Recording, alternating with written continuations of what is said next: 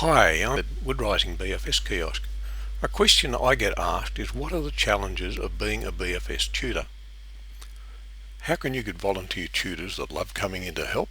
Well, here's my 20 cents of advice. Being a BFS tutor can be a challenging job, dealing with strangers, questions you get asked, and just to top it off, the pay's lousy.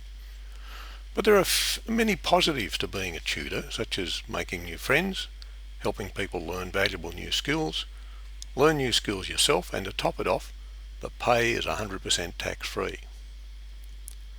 So let's start. Make each tutor feel valued. How?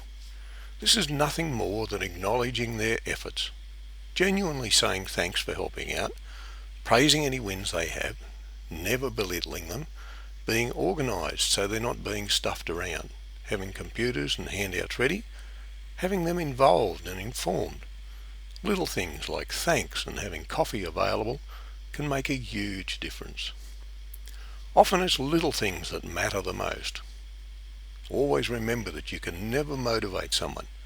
You can only create a climate in which they will feel motivated. One volunteer is worth 10 conscripts. Look after your volunteers. Sometimes in a kiosk there might be nothing to do. Due to seniors that are unable to attend, sickness, etc. can leave tutors without customers. Use the time to develop your fellow tutors' skills. Find out what they're struggling with. Show them new stuff like tablets and smartphones. Ask for their help in solving a problem that you have. Show how you would tackle a problem.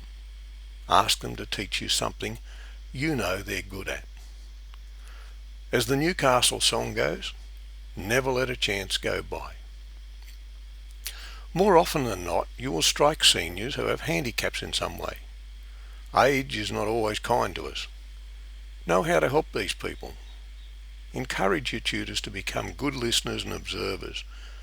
For example, hearing, which ear is better? Observe shaky or stiff hands. Mobility issues, poor eyesight. You can increase the font size or zoom in on web pages to help those people. There's also a lot of features under accessibility, so become conversant with what is available. A kiosk needs a leader, someone who has the ability to motivate others to do the background work of rostering, organising, delegating, getting police checks, keeping PCs ready to get resources, etc. If your kiosk lacks an identifiable leader, then take on the job or encourage someone who can. Don't allow dictators or tyrants, but do remember that a leaderless kiosk is like a rudderless ship. There's quite a few rules and guidelines about running a kiosk. It's easy to get bogged down with them, so don't. In my early working life, I got all bogged down by rules and guidelines. That is, until I talked to an old boss who was always doing interesting things, trying new methods. His answer to me was, unless I find some rule or guideline cast in stone that thou shalt not do something, then I feel free to try stuff.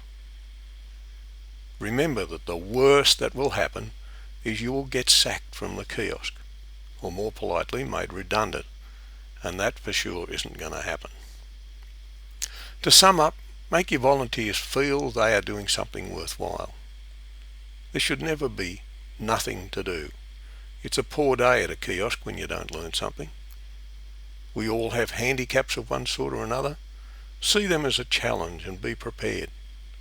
A kiosk needs a leader to promote and grow the kiosk. Be that person or support who is that person. And don't get too bogged down with the rules and guidelines. At worst you'll get sacked, and at best you'll make a difference. Oh, and one final thing. Forgiveness is easier to get than permission. Well, it's got to go. It's time for croquet. Thanks for listening.